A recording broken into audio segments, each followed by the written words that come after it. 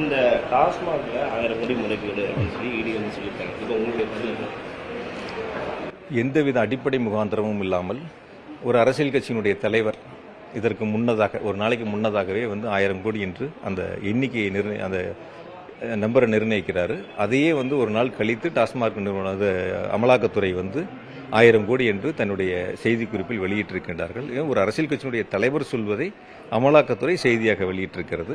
எந்தவித அடிப்படை முகாந்திரமும் இல்லாமல் 1000 கோடி முறைகேடு நடைபெற்றதாக ஒரு கருத்தை தெரிவித்திருக்கின்றார்கள். டாஸ்மாக் நிறுவனத்தை பொறுத்தவரை அவர்கள் நடத்தப்பட்ட ஆய்வுகளின் அடிப்படையிலேயே வந்து எந்தவிதமான ஆவணங்களும் அவர்கள் எதிர்பார்த்திருக்கக்கூடிய எந்தவிதமான ஆவணங்களும் எந்தவித முறைகேடுகளும் நடைபெறவில்லை. வெளிப்படைத்தன்மையோடு டாஸ்மாக் நிறுவனம் செயல்பட்டுக் கொண்டிருக்கின்றன. இப்போ இடி வந்துட்டு அஃபிஷியலாக கொடுத்த இந்த ஸ்டேட்மெண்ட் வந்துட்டு பொலிட்டிக்கல் இன்ஃப்ளூயன்ஸ் இருக்கும் அப்படின்னு சொல்ல வரீங்க? இல்லை சார், அவங்க என்னென்னா அடிப்படையில் வந்து பல்வேறு வழக்குகளில் பதியப்பட்ட எஃப்ஐஆர்களின் அடிப்படையில் சொல்கிறாங்க. அது எந்த வழக்கு, எந்த ஆண்டு பதிவு செய்யப்பட்டது, அது சொல்லணும்ல.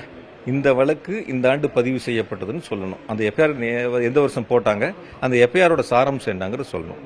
இப்போ நாங்கள் என்ன நினைக்கிறோம் அப்படின்னு கேட்டிங்கன்னா, இப்போ கடைநிலையில் இருக்கக்கூடிய டாஸ்மாக் சில்லறை விற்பனை கடைகளில் ஒரு ஊழியர் தவறு செய்தால் ஆய்வு செய்து அதன் மீது நடவடிக்கை எடுக்கப்பட்டு வழக்கு பதிவு செய்யப்படுகிறது. அந்த எஃப்ஐஆர் எல்லாம் எடுத்து கோத்து டாஸ்மாகினுடைய தலைமை அலுவலகத்தில் ஆய்வு நடத்தி அதன் மீது நடவடிக்கை எடுப்போம்னா அது எப்படி சரியா வரும்?